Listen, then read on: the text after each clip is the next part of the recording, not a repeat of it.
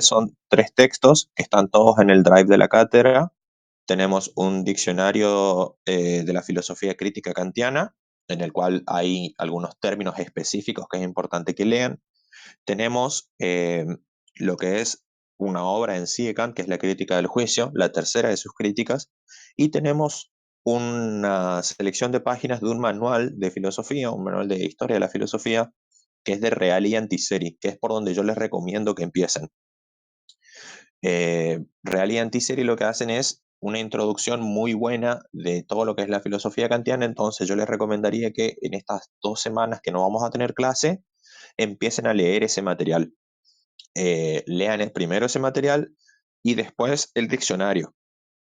Y juntos vamos a ir viendo la cuestión de la obra en sí de Kant, porque es un autor que, como vamos a ver, es moderno, así que tiene un lenguaje muy específico y por ahí hay cuestiones que son un poco complejas de entender. Si puedes pasar a la siguiente diapositiva. Perfecto. Como un pequeño comentario biográfico de nuestro autor, Kant nace en 1724 en la ciudad de Königsberg y muere en 1804. Vivió toda su vida en esa ciudad, nunca abandonó su lugar de nacimiento. Él tenía una moral protestante muy fuerte, digamos, un código de vida muy fuerte. Él todos los días se levantaba a la misma hora, todos los días hacía lo mismo, pasaba por los mismos lugares a la misma hora, todo súper cronometrado era su vida. Tuvo unos orígenes muy humildes, digamos, pese a lo cual él siempre como que se esforzó mucho por estar al tanto de todo lo que pasaba en sus tiempos. Si ustedes buscan algún mapa, Königsberg queda actualmente en Rusia, si no me equivoco, en Kaliningrad, así se llama actualmente la ciudad, es decir, que al borde este de Europa. Eh, Kant estaba en el límite, si se quiere, de lo que era la civilización de sus tiempos. No obstante, él era un tipo súper letrado, súper ilustrado respecto a todo lo que pasaba en sus tiempos, y sobre todo en dos temas que le interesaban mucho, que son, por un lado, los avances de la ciencia. Fíjense, estamos en el siglo XVIII, la ciencia está empezando a arrancar con todo, y la metafísica, eh, que es una disciplina que se estaba, dentro de lo que es la filosofía, se estaba desarrollando muchísimo. ¿Qué es la metafísica? Como un breve comentario.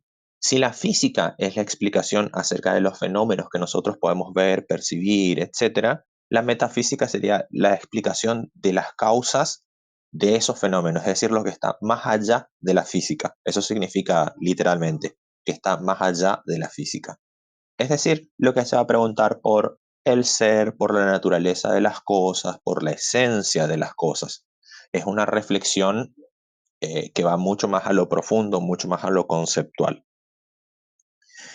Pasamos a la siguiente diapositiva, por favor. Bien, la obra de Kant, y esto también siguiendo a Real y Antiseri, puede dividirse en dos grandes periodos. Por un lado tenemos lo que son las obras precríticas, es decir, antes de que él escriba sus tres grandes críticas, que son la crítica de la razón pura, la crítica de la razón práctica y la crítica del juicio.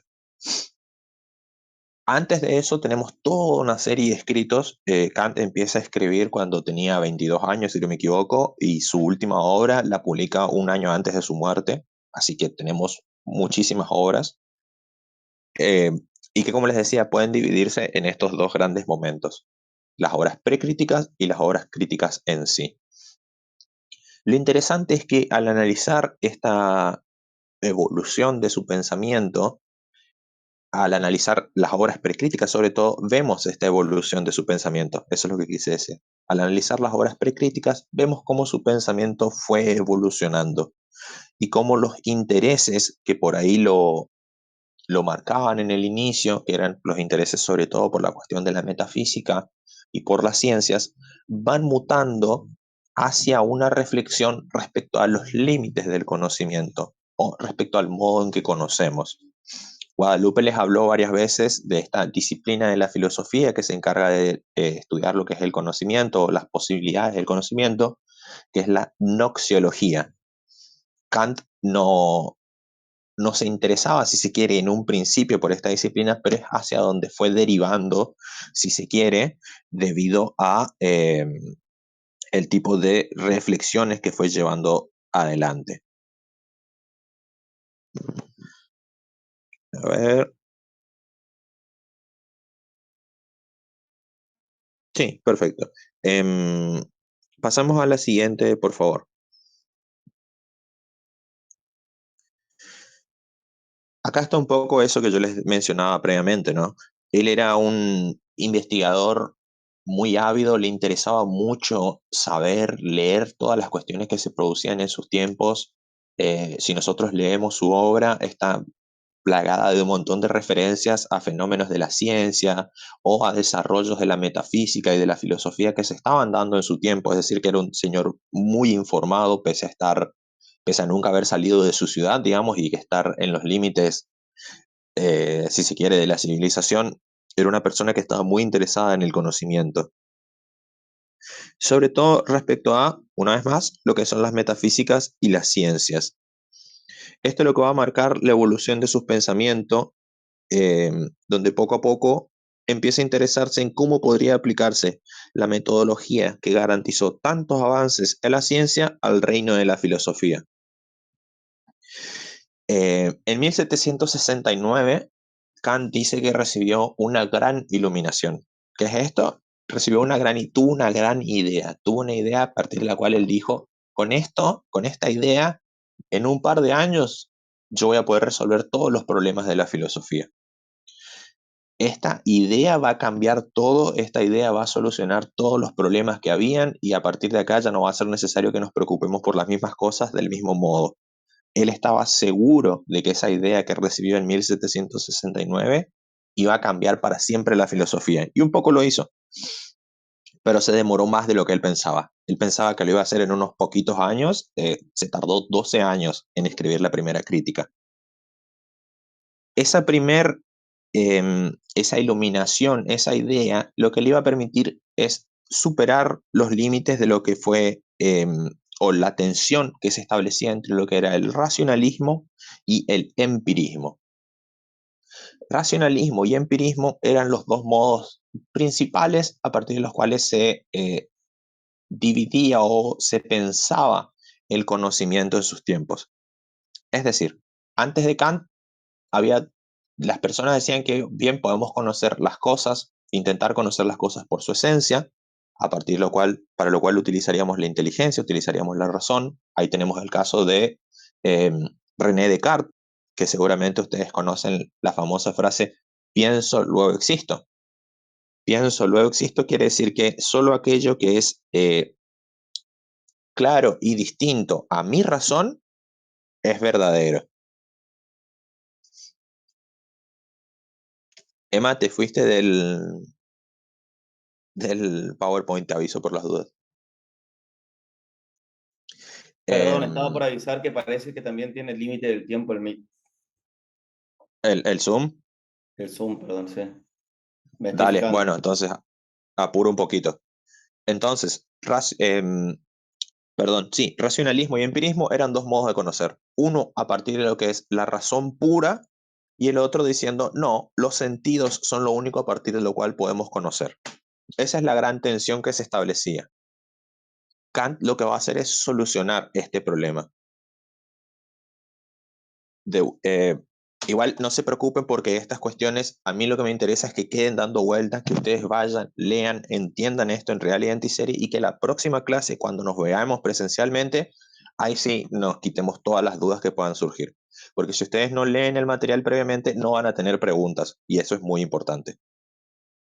Pasemos a la siguiente diapositiva, por favor, Emma. Bien, acá entramos en lo que es el meollo de la cuestión, la síntesis a priori. A Kant le interesaba mucho las ciencias, les había dicho, ¿no? Pero lo que le interesa principalmente es entender cómo es que las ciencias avanzaron tanto en tan poco tiempo, digamos, mientras la metafísica, que es una disciplina que se viene desarrollando desde los tiempos de Platón, Aristóteles, la antigua Grecia, siglo VI a.C., siglo V a.C., ¿cómo es que no avanzó tanto? Bien, nos va a decir Kant, lo que pasa es que la ciencia tiene la capacidad de realizar esto que dice ahí el título, una síntesis a priori. Vamos por partes, que esta es la parte más compleja de entender y lo más importante. Lo principal es, ¿qué posibilita el avance de las ciencias? El conocimiento científico posee juicios universales y necesarios. ¿Qué quiere decir universales? Que pueden ser aplicados en todo momento. Necesarios, que son fundamentales para poder entender una determinada cuestión. A partir de los cuales, además, la ciencia incrementa su conocimiento. Es decir, no habla siempre sobre las mismas cosas, sino que en cada momento va avanzando un pasito en una determinada dirección. ¿Qué es un juicio? Primero que nada, un juicio es la conexión entre dos conceptos. Un primer concepto, que vamos a decir A, que sirve de sujeto, y un segundo concepto B, que sirve de predicado. Es decir, A es B, en términos muy abstractos. Un pequeño ejemplo, todo cuerpo es extenso. El primer concepto es A, cuerpo, y el segundo concepto sería B, extenso. Todo cuerpo es extenso. Hay tres tipos de juicios, nos va a decir Kant, dependiendo de cómo se relacionan con la experiencia, es decir, si necesito experimentar en el mundo para poder comprobarlos o no, y de si dicen algo nuevo o no sobre el sujeto, es decir, se agregan o no información. Es decir, va a haber juicios que el predicado, es decir, B, va a decir cosas que no están contenidas en A. Todo hombre es mortal no dice nada nuevo, porque nosotros sabemos que los hombres como característica, los hombres como humano, como especie, ¿no? Tienen como una de sus características esenciales el ser mortales. Entonces ahí no hay nada nuevo, no agregan ningún tipo de información. Lo mismo acá con nuestro ejemplo. Todo cuerpo es extenso. ¿Qué quiere decir extenso? Que ocupa un espacio determinado. Y todo cuerpo ocupa un espacio determinado, a partir de lo cual es posible medirlo.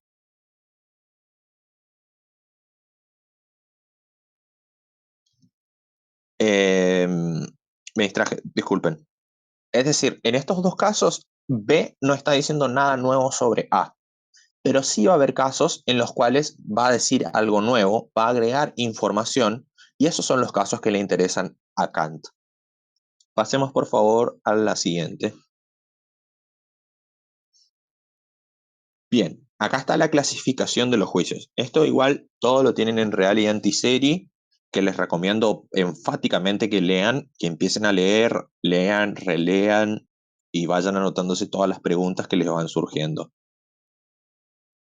Aquel, lo que les decía, ¿no? Aquel juicio que no aporta nueva información, como por ejemplo, todo hombre es mortal, es un juicio analítico.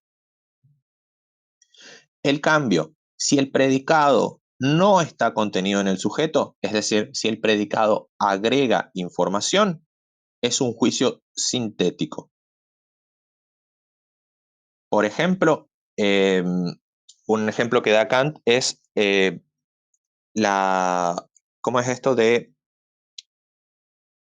la dirección? No es la dirección, pero el camino más rápido entre dos puntos es la línea recta. Si yo quiero llegar de un punto a otro, lo más rápido es la línea recta.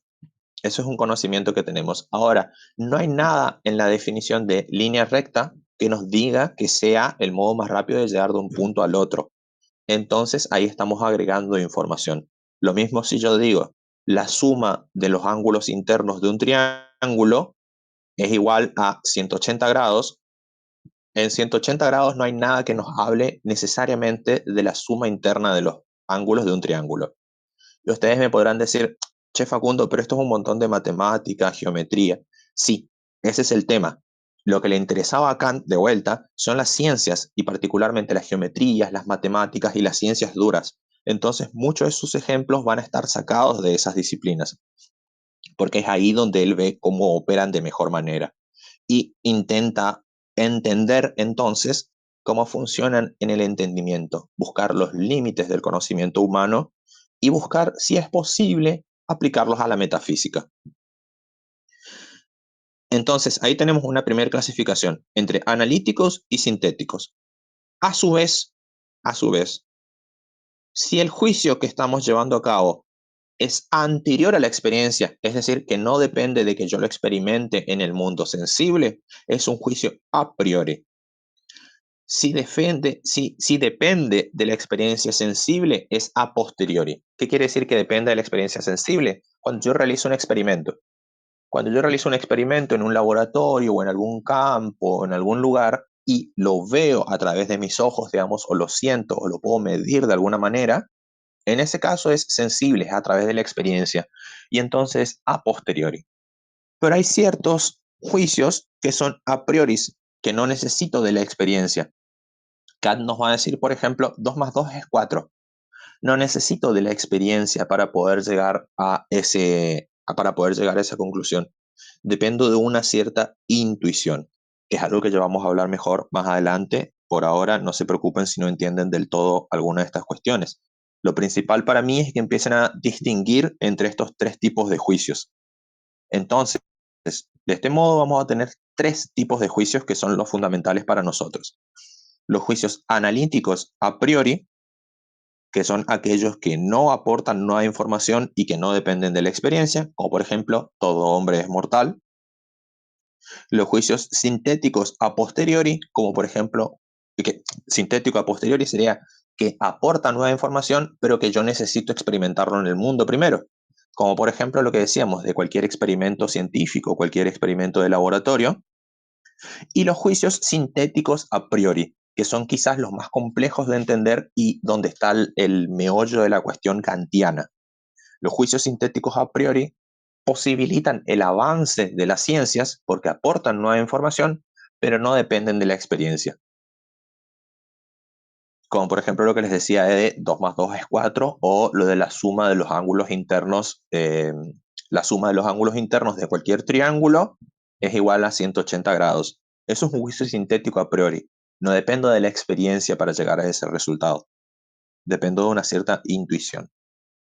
Pasemos a la siguiente, por favor.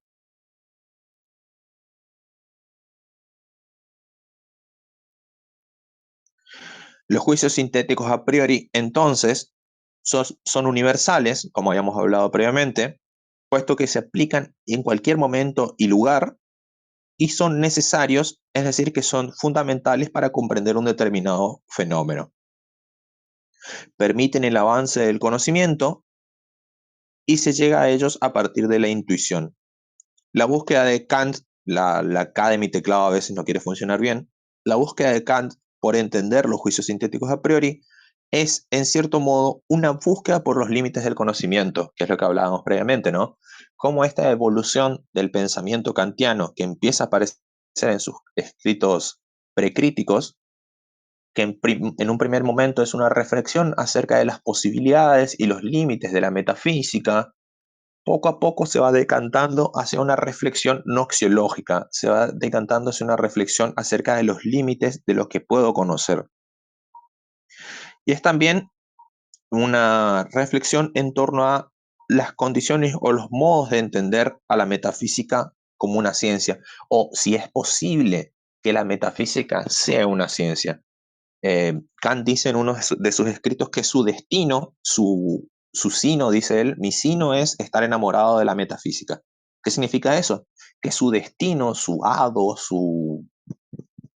lo que quiera, digamos, su objetivo en la vida, su demás frases que podamos emplear en ese caso, es estar enamorado de esta disciplina, es ejercer esta disciplina y buscar respuestas para esta disciplina. Ese va a ser su gran problema entonces, intentar comprender y justificar si es posible o no una metafísica, y si no es posible, ¿por qué es tan atractiva para el pensamiento humano? Eso es lo que nos va a plantear Kant como sus intereses. Pero también esta cuestión respecto a la noxiología. ¿Cuáles son los límites del conocimiento humano? ¿Hasta dónde puedo conocer y de qué modos conozco? Y en esto entra, y ahora pasamos a la siguiente diapo, por favor, el giro copernicano. No sé si alguno de ustedes sabe quién fue Copérnico o qué hizo. Nicolás Copérnico, si le suena de algún lado.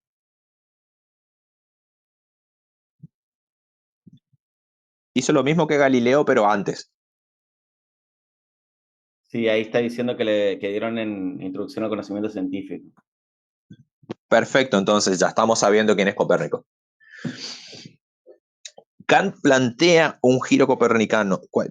Su giro copernicano, ¿se acuerdan que les hablé de esta gran idea que tuvo él en 1769, la gran iluminación de 1769, con la que él iba a cambiar toda la historia de la filosofía? Es esta, es el famoso giro copernicano de Kant. Lo que dice Kant, empleando una metáfora, es que así como Copérnico, al analizar los cuerpos celestes, se dio cuenta que no podía responder a todas las preguntas que le surgían eh, si tenía en cuenta que la Tierra era el centro del universo, y entonces tuvo que mover a la Tierra y hacerla rotar en torno al Sol para que tengan sentido determinados fenómenos que él observaba. Del mismo modo, o de un modo similar, Kant plantea que lo que hay que hacer es girar el problema, girar la cuestión del conocimiento.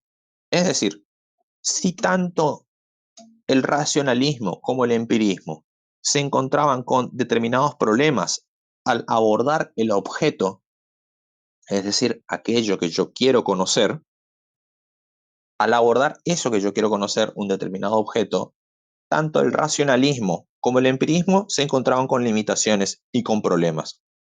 Entonces, ¿qué nos dice Kant?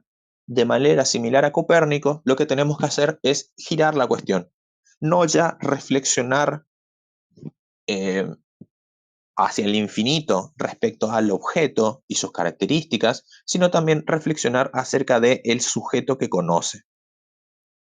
Gira, hace este movimiento de girar del mismo modo que lo hizo Copérnico y poner en el centro al sujeto. Kant propone resolver los problemas de la noxiología dejando de lado el énfasis puesto en el objeto y centrándose en el sujeto que conoce. Kant va a decir que lo que los sujetos hacen, en definitiva, es, al descubrir una determinada ley en la naturaleza, es encontrar algo que ellos pusieron allí, nos va a decir Kant. Esto ya lo vamos a entender mejor más adelante, digamos, pero quedémonos con esas ideas ahí dando vueltas.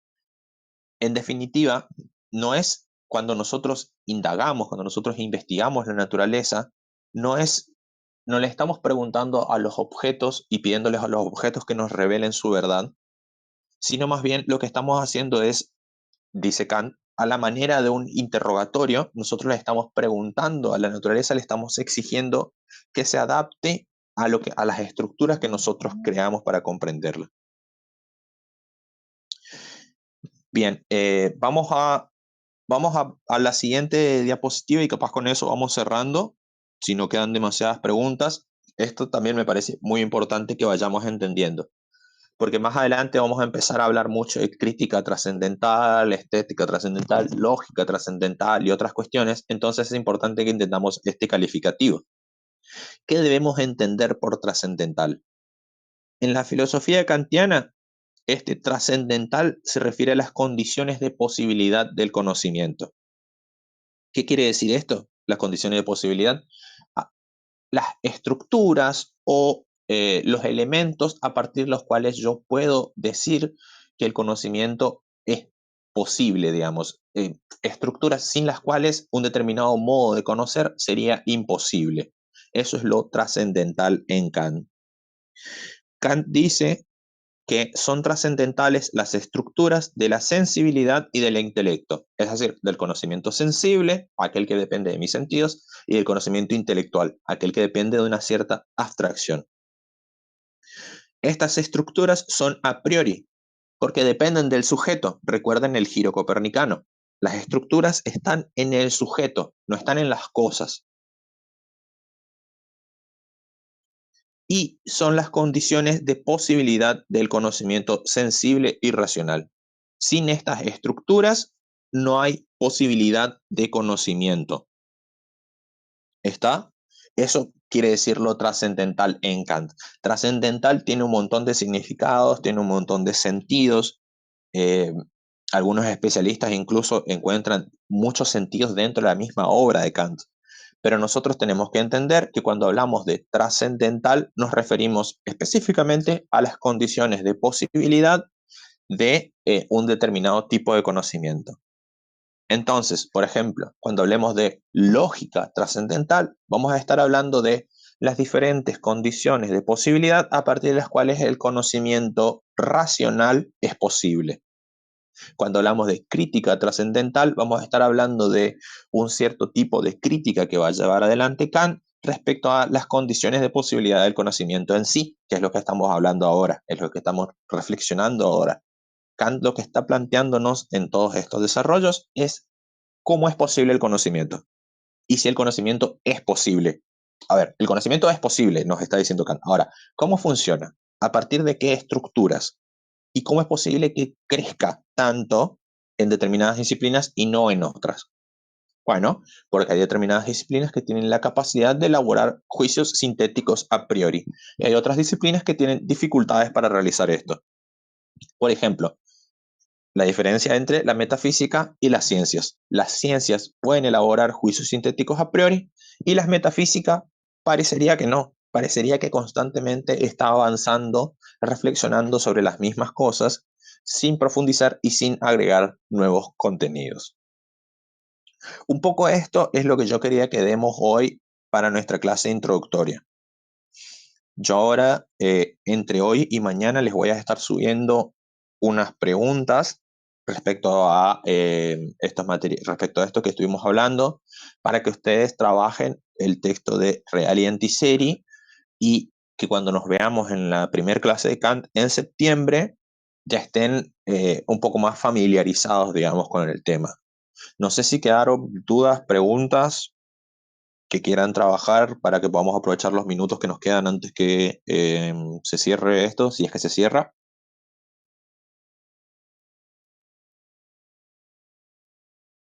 Se está por cerrar, chiques. Les pedimos por favor que vuelvan a entrar, así cerramos y vemos si tienen algunas preguntas.